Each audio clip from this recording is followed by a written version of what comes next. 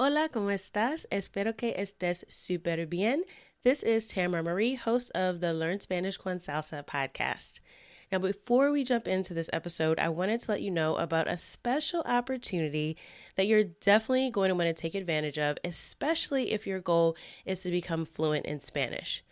For a limited time only, my team is opening the doors to listeners of the podcast to take advantage of a free language coaching session. Now, in this session, it's not just we're teaching you about verbs or grammar, but we're really going to do a deep dive into what are your goals for learning Spanish, assess where you are on your journey to fluency at the moment, and help you map out a 90-day plan for how you can get to fluency. So we are going to help you take your Spanish to the next level, whether you're afraid of speaking Spanish or you just get a little bit nervous when you're talking to native speakers, or maybe you've got some of the basics down, but you really know that you struggle with getting your Spanish to flow and your listening skills aren't up to par. Whatever it is, even if it is a specific grammar issue, we will help you map out how to tackle that. And normally these sessions do cost, so we are offering a few slots for free. There are limited spaces available and they'll only be open up through the end of the month. So make sure you sign up. Go to SpanishConSalsa.com/coach. That's SpanishConSalsa.com/coach to book your free language coaching session where we will help you map out a 90-day plan to get to Spanish fluency. Okay, let's get started with the episode.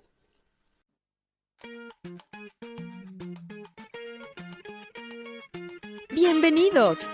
Welcome to the Learn Spanish Con Salsa podcast, the show for Spanish learners that love music, travel, and culture. Close your grammar textbooks, shut down the language apps, and open your ears to how Spanish is spoken in the real world. Let us show you how to go from beginner to bilingual. Here is your host, certified language coach, Tamara Marie.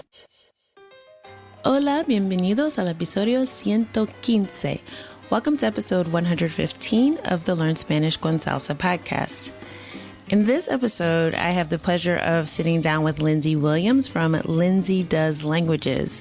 Now, when Lindsay decided to spend a whole year traveling the world, she really had a desire to connect with people and experience the culture of each and every country she visited. Now, she did expect to meet people in different places and to tell their stories. And she did this as a part of a project that she worked on called Language Stories, which really explores different cultures throughout Latin America and other parts of the world. And it's a really, really interesting podcast. I suggest that you check it out after you listen to our conversation, because she tells the stories of people in the places that she visited as she talked to them. Now, one thing that happened on her trip is that she didn't expect to end up in a small cave in this remote village of Cuba after a stranger had sort of guided her and her husband there to check it out, right? So this is one of those adventures that she had on her trip.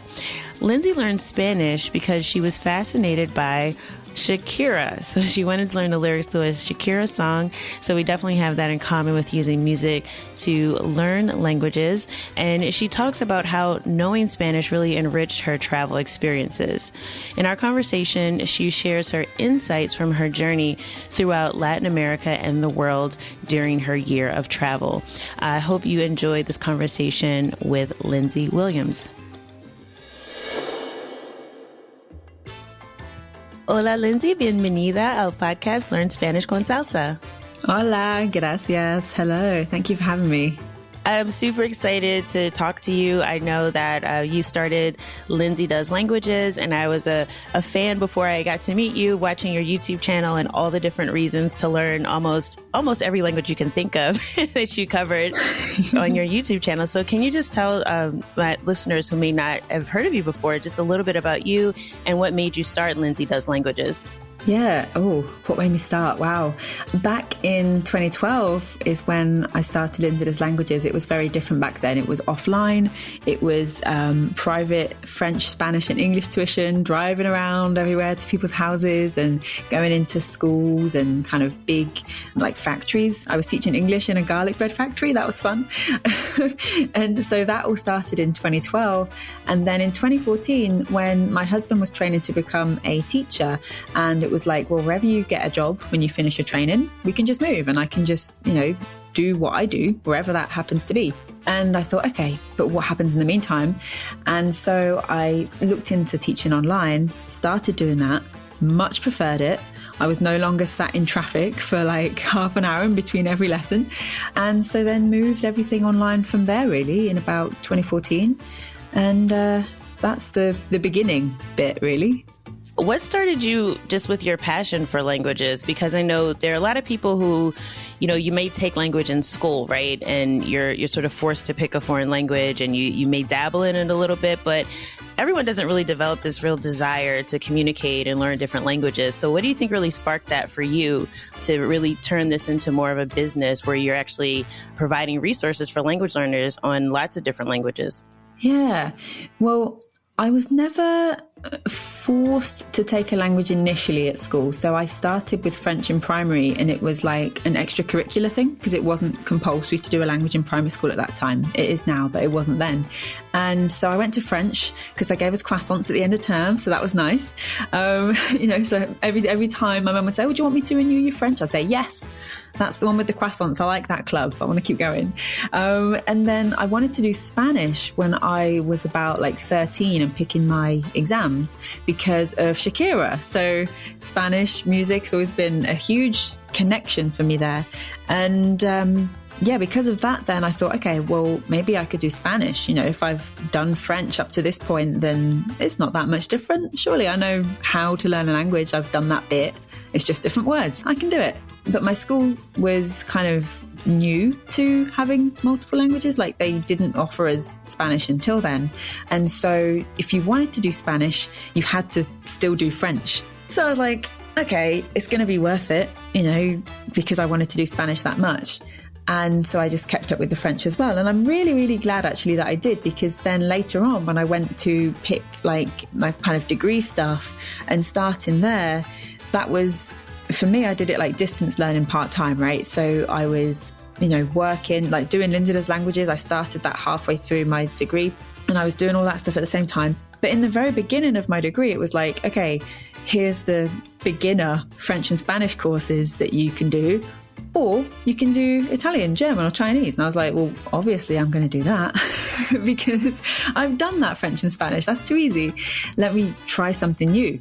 So I decided to do those. And they were still, even though it was kind of essentially teaching myself in the sense that they sent the resources and they provided the, online lessons. Even back then, it was really like ahead of its time. They provided all the online lessons and stuff for it, but I was still responsible in essence. And then one day in between my lessons, when I was driving in between the lessons for teaching with Lindsay Does Languages, I was in a library, and I would always go to this library on that afternoon in between the different places I had to be because it was just convenient to kind of hang out for like half an hour. And I saw this book on the shelf that was like Complete Dutch, Teach Yourself Complete Dutch, right? And I thought, oh, okay, well, I'm doing German right now. I know it's like a lot of languages, but I could give it a go. It'd be interesting to see at the very least how similar it is to German. So I took the book, got it out from the library and took it home, booked myself some lessons on italki, and just that was it. I thought, because I'd started as well with Lindsay Does Languages, this was like 2014, right? So I thought, if I'm going to be writing on this website and talking about learning languages and how good it is, it's only fair that I should be doing one myself. And somehow my brain didn't register that the degree stuff also counted as language learning. That felt different. So it was like, I need to be learning a new language. Let me try Dutch. And that's then where everything kind of just snowballed, really. And I've been teaching myself languages ever since. Wow, that's interesting that it's funny how you didn't register like what you did in school as language learning. And it's funny because often when people ask me about learning Spanish, I usually don't count the Spanish I took in school either. I think it's mainly just because, at least from my experience, it wasn't taught very well, to be honest. Like the way that language learning is approached here in the US is more of, it's just I think it's almost like a fun hobby. Like it's like, oh, it's nice to know, you'll learn some grammar, but there's no like conversational Spanish. Well, at least at the time when I was, in school. I think it's gotten a little bit better the past few years, but, it was very much like grammar focused. It was very much anecdotal, like, oh, you can learn a few words. Maybe you know the alphabet, you may know the seasons, but like, we didn't actually get into any in-depth understanding of how to even have a conversation with a native speaker if they were to walk in the room. We would all just be dumbfounded. So it was really, I just really discounted it as well. And like, I count my Spanish learning as when I picked it up as an adult. Like, I don't really think about my exposure in school. I think it's just because it wasn't very useful, but that's just my perception of it. Yeah. And also, like, when I say, oh, I've been learning, you know, by the time I left school, I've been learning Spanish for 4 years, you know, the 2 exam years, kind of do 2 years each, right? But then I went to Costa Rica and I was there for 3 months with a family, teaching English, but like immersed and living there. And I had the, you know, I'm not saying I never like to kind of perpetuate the myth that just go to the place and you'll be immersed and you'll be fluent. That's not true. I had 4 years still of school Spanish knowledge, but then had never put it into practice. And I think that's the thing, like you're saying, it's so kind of almost artificial in a classroom. I think there needs to be like a combination, doesn't there, of both? Yeah, definitely. I mean, I think you need that foundation, because I think it definitely did help me to have the foundation, because I wasn't sitting there trying to figure out, well, what is an AR verb and what, you know, like, but at the same time, it was very hard for me to understand what people were saying when they were speaking, because I just hadn't had that exposure. So you mentioned that you went to Costa Rica and you spent 3 months there, but just, I know that you also have this project where you started a podcast called Language Stories.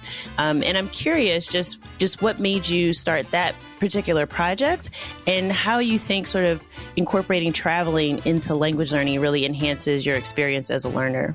Oh, yeah. Okay. So I finished my degree like 2015, and you know, we knew, me and my husband, we knew that like we wanted to take this sort of extended travel somewhere at some point.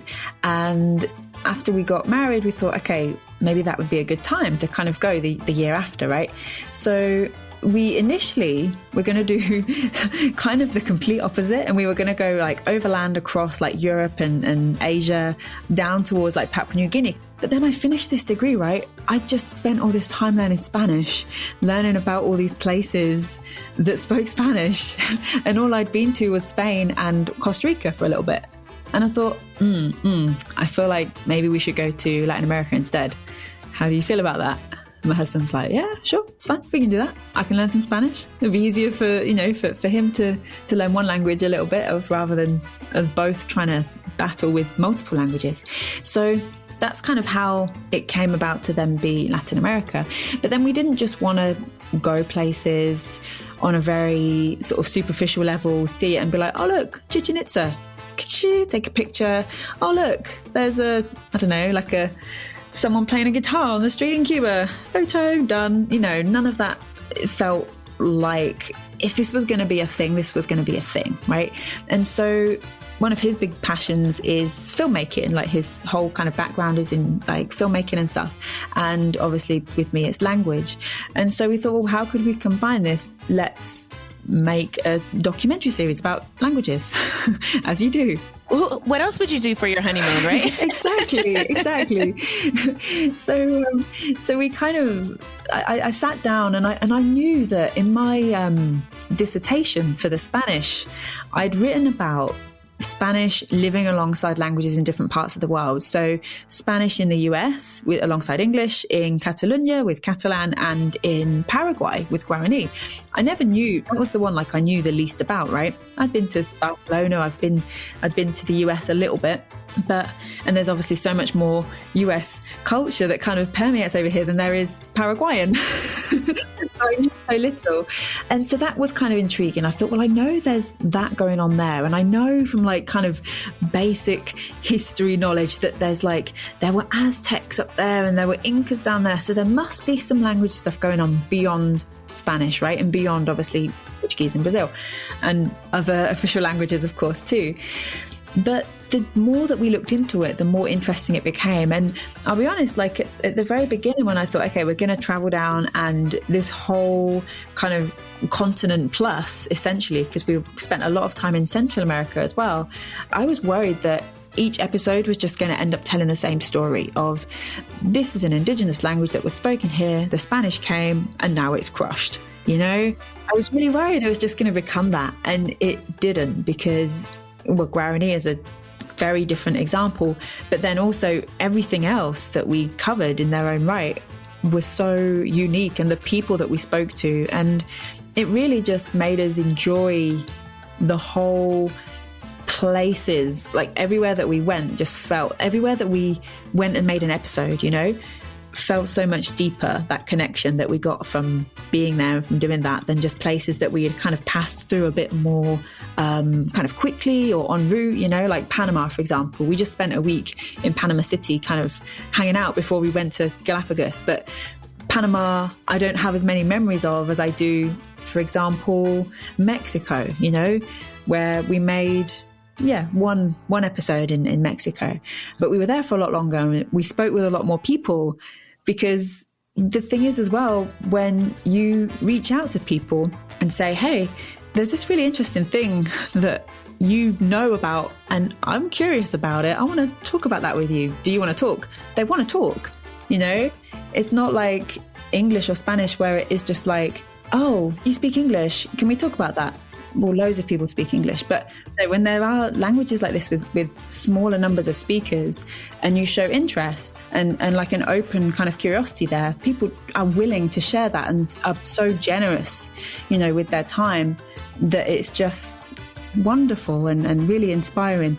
Wow, you know, it's interesting you talk about just how open people were to talking about their culture and their experience. I think you really do change the dynamic when you travel to a place and you're then immersed in their culture, versus if you were to invite someone to speak with you and it was sort of on your terms, or, you know, they were in your own country. You're sort of in this position, I wouldn't necessarily want to say of power, but you're definitely in this position of comfort where like you're sort of in your sort of home zone, so to speak, and they have to adapt to you and adjust, versus you really going there to where people are and saying, hey, would you like to talk to me? I think that really does shift the dynamic, not just in their willingness to talk, but also in what type of responses you get, right? Because people, I think, are much more comfortable and much more fluid when they're just in their own environment, right? And being able to talk to you, and especially when you show genuine interest, because people can really feel that. So I think that's really cool that you guys were able to take that trip. How long were you traveling in total? In total, I think it was just shy of a year, like 11 months maybe in total. But you're right, because even the third series we were going to film last year, and it was going to be about the UK. And obviously we couldn't do that. Even to travel in the UK, we weren't allowed. And so we had to kind of postpone that. But still, it's the same thing of like, it is power, I think. Like I'm, especially in the UK, where being an English person, like half of my kind of heritage is Scottish, but I'm born and raised in England. So being an English person, to go and speak to someone about Scottish Gaelic or Welsh or Manx, for example, where it's English that has essentially driven these languages to the edges of the Isles, you know, I need to be going there. I can't just be saying, come here or let's talk online. It has to be, let's go on your terms. Do you know what I mean? And I think for that series, more than anything, it's an important factor of it, I think. So where all did you go in Latin America? You mentioned spending a week in Panama. You spent some time in Mexico. Where else were you able to travel to? Oh, so many places. So we flew out to New York and then Montreal, and then we went down from Canada to Cuba. So we started really the Latin American kind of portion in Cuba. So we were in Cuba for 3 weeks, which was incredible. Then we went to Mexico, Belize, Guatemala, trying to get them in order where we went. Then I think we did El Salvador, then Honduras, Nicaragua, Costa Rica, Panama. From Panama, we flew to Galapagos, and then to the Ecuadorian mainland, then Peru, and then Paraguay. Wow, so you really did cover a lot of ground. I do have to say I'm jealous. Galapagos is on my bucket list. I have not been there yet, so you have to tell me about the turtles. Oh, tell me when. I will go again with you. It's magic. It's just wonderful. So, all right. So I'm curious. So about the time that you spent, since you went to so many different countries and you were talking to people about sort of not only just the indigenous languages, but sort of some of the differences in the cultures there. What did you notice or what struck you as the most surprising thing through sort of all the places you visited that you didn't expect, right? Like what was the thing where you were like, oh, I didn't know that was a thing here? Or you just assumed it was, like you mentioned earlier, oh, there's an indigenous language here and Spanish came and took it over. What really surprised you about what you learned as you traveled throughout those different countries? Ooh, I mean, I knew it was going to be an issue, but trying to say you, like the word you, right? And to the point that I made a mini episode of Language Stories about this because it just got so confusing because especially like we were overland entirely throughout Central America, right? So we'd cross the border and then it would be like, okay, I want to ask this person something, but what version of you do they use here? And we were just crossing like with no kind of chance, like at an airport, for example, you could check in the Wi-Fi quickly. Oh, what do they use in this country? No, that was really surprising. The differences that were sometimes so kind of small from country to country. And, like I say, we knew it was going to be a thing. Pronunciation as well. How does El Salvador have the accent it has? Like... you're like everywhere that you're against, like country-wise, all your bordering countries, I can understand them. How do I have to really tune in to understand a Salvadorian? Like, what's that? What is that? Seriously. But yeah, it's. I think that was one of the big things for me because I was there, like language brain on, so that really stood out. Well, it's funny you said that. I actually did make an episode of the podcast about the 5 different ways to say you in Spanish because it is so different, right? And you don't know until you really start talking to people. And it changes even within a country, like depending on what region that you're in. It can switch from like usted or tú or the same vos, like you just don't know, right? So it does shift a lot and you kind of have to like be really attentive to sort of figure that out. So it's funny that you mentioned that because I can imagine as you're just traveling and going through different places that you've got to make that shift every time to like kind of acclimate yourself to like, okay, what's the version of Spanish here? What's acceptable? What's polite, right? Yeah. So I want to focus on your time in Cuba because I love the Caribbean. This is Spanish Con Salsa. So we always talk about Spanish in the Caribbean. Did anything in particular stand out for you about the Spanish spoken in Cuba? And just tell us a little bit about your time there and the places that you visited. Yeah, I think with Cuba, it's the obvious thing is the kind of like almost lack of written endings on words, right? So that especially like the S sound. But I knew that was going to be a thing, so I was expecting it, and that was then quite nice to hear because it was the expectation. Whereas, like we said with the you thing, I didn't know which one was going to be where, so that was like, oh, where are we now? What's it going to be? But with the Cuban like accent, I love that. Where did we go? Because we flew from Canada. One of the reasons we managed to go to Cuba was because we'd gone to Canada and there were so many cheap flights to Cuba rather than other places in Latin America that kept coming up. So we're like, okay, obviously we have to go to Cuba now, which we were very glad about because it was somewhere that had kind of intrigued both of us for such a long time. So because of that, we flew into a place called Coco, I think it was, and got a taxi straight out of the resort onto the mainland to a town called Moron. And it was really funny because, we were there not to go to a resort, but to visit kind of Cuba itself, right? And so you drive off the island, we get to the Airbnb, surprisingly, that we'd managed to book for the first place in Cuba. And that night she's like, okay, so obviously you want to go to the beach, you want to go to Cayo Coco, so I can arrange you a taxi, it's going to cost you $50. And I was like, whoa, we've just come from there. No, we don't want to go there. And she was like, but you're here. Why are you here? You want to go to the thing, right? You're just here. I was like, no. And she like insisted to the point that she went out, came back a few minutes later and was like, look, I can get you on the bus for $5. And we're like, oh, if it's $5, okay, we'll go for it.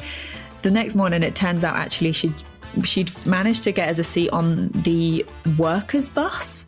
So Cubans aren't really allowed in the resorts, or at least not this one, unless they're working there.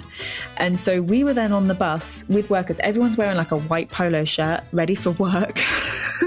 And these two like pasty white, like, because we just started, we'd barely been anywhere, skin had not even got sunburn, like hop on the bus like, hi,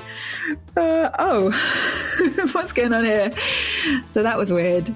And then we go through the checkpoint, and this lady opposite us like hands a white t-shirt to me, like, put that on quick in case they come on the bus. I was like, I don't think, okay, cool. I was like, do you want one for him? He's like, oh no, he'll be fine. I was like, okay. So, okay, Ash, you pass as Cuban. I clearly don't. So that was quite funny. So we landed in Kaikohe, went to Moron, then we went to Trinidad, which was very touristy, very kind of like visually what you would expect of Cuba, but very expensive compared to having been in these two kind of more local towns to get to there, you know? So that was a bit like, oh, okay. And then from there, we went to Santa Clara in the middle of the island, planned to be there for one night to then go on up, head towards Havana and stuff. But there was a hurricane that came, Hurricane Irma. So we actually got so you're there in the middle of the hurricane. Yeah, we got stuck in Santa Clara for 5 nights and have no idea how the Casa Particulares her hostess managed to find food. Like, all the shops were closed. Like, where are you getting all this food? It's just magic how it happens. And then from Santa Clara, eventually we managed to get a kind of shared taxi car up to Havana. Spent, I think, a night in Havana first before we went on to Viñales, and then back to Havana to fly to Mexico there from there. And what was your favorite place in Cuba? Oh, Viñales. Viñales. Why is that? It's just like, I still, you know, sometimes when you kind of close your eyes and like you're going to sleep or you're meditating or something, right? And your brain takes you places. Viñales is somewhere that my brain just takes me from time to time. And I'm like, oh, I'm here again. Yay. Like, we stayed in, so there's these places where you stay in Cuba called Casa Particulares, right? Which are basically B&B. So in the 90s, this became a thing where Cubans said, okay, we'll allow a bit of private enterprise. You can open up your house to tourists. So a lot of people took this on. They all have like a logo outside their house, so you know it's legit. And they serve you breakfast, as well as giving you a room and somewhere to get clean. And the breakfasts are the best. So good. Like, just a huge plate, like fruit and so much stuff. Coffee, like a flask. And because there were 2 of us, they would give us this flask of coffee, but I don't drink coffee, right? And my husband loves coffee. So just could not help himself but to drink the flask, the entire flask some mornings. And this is Cuban coffee. It's real coffee. It's notoriously strong. So he would just be wired for the rest of the day. And he'd be like, I think I had too much coffee. So, but you'd wake up in Viñales, and where we were staying was this casa was right at the end of this street, at the edge of the village. And they've got these hills, these like lumpy hills is the only way to describe them. They're called mogotes. And so this place was at the end of the street, very end of the town. Breakfast was just looking out over these hills, over these mogotes. And the time of day, the sun and the mist would just rise as we were sat there eating breakfast. There'd be like a farmer going past with his ox cart, a kid on his bike on his way to school. You know, it was like, oh, beautiful, beautiful. And there was a day where, like, I love caves, which is probably quite weird, I know, but I just find them very peaceful.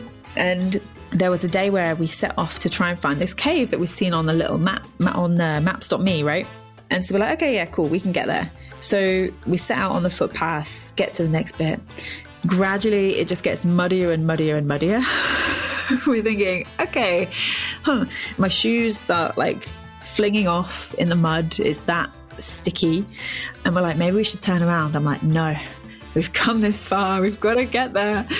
And so we keep going. And then we see this sign that says jugos. So we're like, oh, juice, amazing.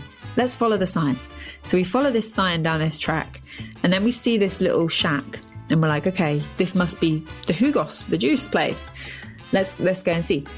And it wasn't, but it was a farmer who just happened to be there and not out in the fields, who was like, wait a second, came out with some cups of water to wash the shoes, then went back in and got some more, washed our hands off, and then was like, where are you going? We're like, I'm trying to find the cave, do you know, can we, yeah, you can get there. Do you want to ride a horse? And we were like, oh.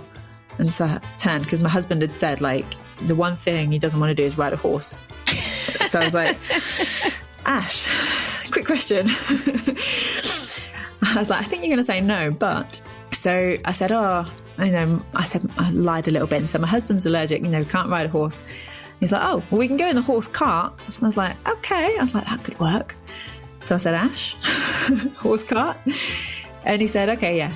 So we got in this horse cart and I was like, well, we want to pay you, right? How much? He's like, just, $5. Like, okay, cool. So he took us around and like he took us to this place where then it was like a cafe, but then also the guy showed us like a little coffee farm they had, and then he took us to his huge shed and he just picked out some of his kind of freshly dried tobacco and made himself a cigar, and he's riding along. And then we get to the cave, which we would never have got to on our own because it was quite a way away. And there were these two guys there. We're in the middle of nowhere. What? How have these two guys got here? And they're like, hiya. Yeah, we can take you into the cave. I've got a light, and we'll show you around. You can go in. It's very nice. You can swim. Brilliant. Okay, cool. It's like, it's $2. Okay. I'm like, just the entrepreneurial spirit of a place like Cuba, you just got to respect. And so we went in with this guy, and he pointed out a few of the stalagmite, stalactite, weird formations. So it's Mickey Mouse, that kind of thing. And we get to the end of this cave, and it's just water and darkness. And he's like, there you go. There's no animals. It's about 18 degrees. You can swim. Have fun. And then he went and sat on a rock. And so I was like, okay, well, I guess we're swimming now. So we went and had a swim on our own in this cave in the middle of Cuba. Then headed back, got a lift back with the horse cart, and what a day. Like you just don't expect, and stuff like that doesn't happen in places, even in other places in Cuba, perhaps like like Trinidad, where it is more touristy. Like Viñales still has that kind of magic, I think. Yeah, it's pretty special. Yeah, those are the kind of adventures that you really only get to experience when you travel. And also, I think what's really important about just the way you approached your trip is that you didn't want to just stay in the resorts. You didn't just want to, go to the places that all the tourists have pictures and put those up on Instagram and go, hey, I went to Cuba. Hey, I went here. That you really were interested in being able to talk to the people and experience things and go outside of the box, so to speak. So I think you only get those great stories. Like, who ends up on a work bus in the middle of Cuba, right? If you're not willing to sort of open yourself to those experiences, because there's some people who may have gone, ooh, no, this isn't for me. I'm sorry, I can't do this. So I think having that, just having that mindset when you travel as well. And I also think, bringing it back to languages, I'm pretty sure that you wouldn't have been able to do all of that if you didn't speak Spanish. Oh, 100%. Cuba, like there are so many places in Latin America where you could still have some wonderful experiences without Spanish, right? Cuba, you've got to have something to work with. I don't think you necessarily need to be fluent, quote unquote, whatever that means. But the more Spanish you can have when you go to Cuba, the better your time there is going to be. Definitely. Yeah, you may even get someone to take you to a cave and make you a fresh cigar, right? Absolutely. Well, thanks for sharing that story with us. I have been to Cuba as well, so I can co-sign for the Casa Particulares and just the amazing breakfast. It is definitely something that everyone should experience. I'm definitely in agreement with you on that. So before I let you go, Lindsay, I do want to ask you a few preguntas en español. Sí, claro. ¿Lista? Sí. Ok, entonces, porque este podcast es Learn Spanish con Salsa, ¿cuál es tu canción favorita en español? Ay. Solamente una canción. Sí, puede ser más de uno, sí. Pues sí, es una creo que es La Gozadera Ah, sí, también es de Cuba, ¿no? Sí, sí. Y, gente de zona. Exacto. Y es porque es como un roll call de toda Latinoamérica. Y por eso, si tengo que escoger uno, eso es. Así. Es una buena canción. Sí. ¿Y cuál es tu palabra favorita en español? Palabra... O una frase. Me gusta sonrisa, porque suena como la palabra inglesa sunrise y significa smile. Y me gusta la conexión con mis pensamientos en inglés, ¿sí? De sonrisa, sunrise, smile. Es una buena conexión. ¿Y cuál es tu país favorito de Latinoamérica? Sí, solo uno. Solo uno. Entonces, Costa Rica, sí. Pero con Paraguay en segundo, pero muy, muy, muy cerca. ¿Y por qué Costa Rica? Porque es un país pequeño, entonces hay todo que quieres. Volcanes, playas, animales, todo lo que podría querer. Pero también porque la significación personal para mí, porque era el primer lugar en que yo viajé sola durante mucho tiempo y el primer país para mí afuera de Europa, pero eso es una mentira porque visité Florida con mi madre y mi hermana antes de Costa Rica, pero los Estados Unidos son más parecidos en ese sentimiento, especialmente Florida, ¿sí? Porque fuimos a Disney y todo, bla, bla, bla. Entonces, Costa Rica hay una significación personal por eso. Y la última pregunta es, ¿a dónde vas en tu próximo viaje? No tengo planes, pero... ¿En Latinoamérica o cualquier país? No sé, tal vez Portugal, porque es un país en Europa que mi marido y yo no hemos visitado juntos. Sí, tal vez Portugal. Y también porque puedo hablar en portugués y él no ha escuchado a mí hablando en portugués antes. Ah, sí. Sí, solo un poquito en Brasil, en el aeropuerto, pero sí. Entonces, quiero eso. Es muy diferente y en Portugal y en Brasil es como otro idioma, creo. Sí, hay cosas diferentes como gramáticamente y vocabulario también, pero... Creo que para mí es como mi español, que yo vivo en una isla sola, población 1, soy yo, en el Atlántico, con mi acento español y también con mi portugués, porque es una mezcla de verdad. Entonces, gracias, Lindsay. Thank you for taking the time to share your story with us on the podcast. And if folks want to get in touch with you on social media or they want to follow you and learn more about what you do and about language stories and all of that good stuff, where can they find you? Yeah, so best place is lindsaydoeslanguages.com and you'll find all the links there as well. I'm Lindsay Does Languages in most places, so wherever you're at, and you'll probably find me if you search that. Okay, perfecto. Entonces, gracias, Lindsay. Gracias.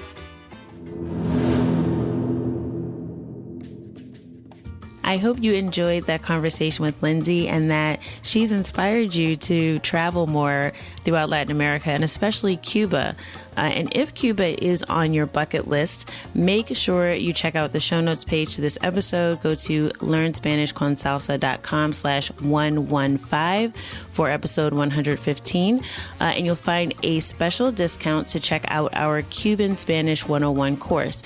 This will teach you all about how Spanish is spoken in Cuba so that you get familiar with the accent and the hundreds of unique words and phrases that they use on the island. So if you plan to visit Cuba, you definitely want to make sure that you check out this course before you book your plane ticket. So learnspanishconsalsa.com/115 and you'll access a special discount for the Cuban Spanish 101 course. And also, if you want to check out some of the events that Lindsay hosts, she is a part of a group. It's Lindsay Williams, Kirsten Cable, and Shannon Kennedy, and they host Women in Language events throughout the year. So definitely check out Women in Language.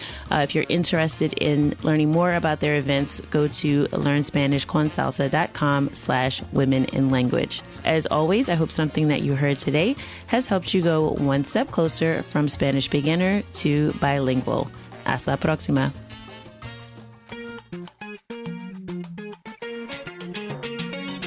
Thank you for listening to the Learn Spanish Con Salsa podcast at learnspanishconsalsa.com.